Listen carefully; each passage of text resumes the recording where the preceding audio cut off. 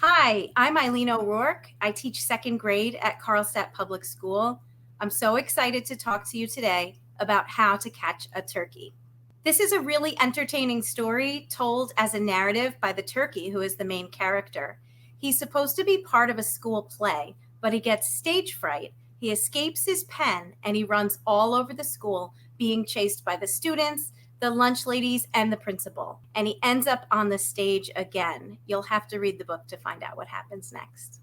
When I passed out the Scholastic book order forms and they saw the title of this book, my students got so excited because they know they're going to love it based on the other books in the series.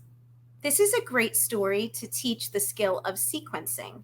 You can ask your students to retell the story using time order words like first, next, then, and after that. You can ask students to pick out the rhymes in the story, and you have to tell them to listen for rhymes as well as looking for rhymes because they don't always follow the same spelling pattern. This story is written in the narrative form from the point of view of the turkey.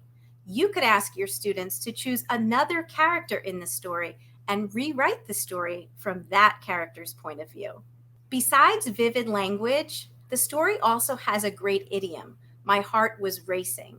It would be great to have English language learners talk about that phrase and understand that it doesn't mean exactly what it sounds like.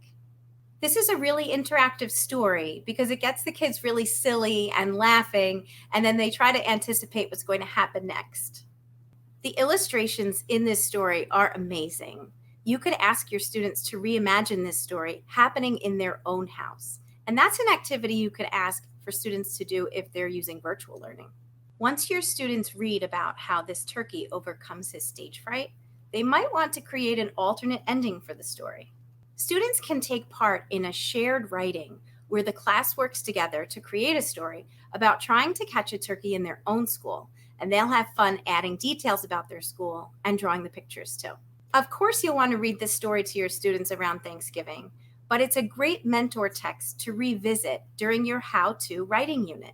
I like to refer back to a mentor text like this when I'm teaching a new skill. I can say, remember the part of this story that was rhyming, or remember when this author used such great adjectives? Let's look back at that and try that in our writing. When I use this story as a read aloud in my classroom, I always make sure to leave a little extra time before I turn each page so the students can look at the illustrations.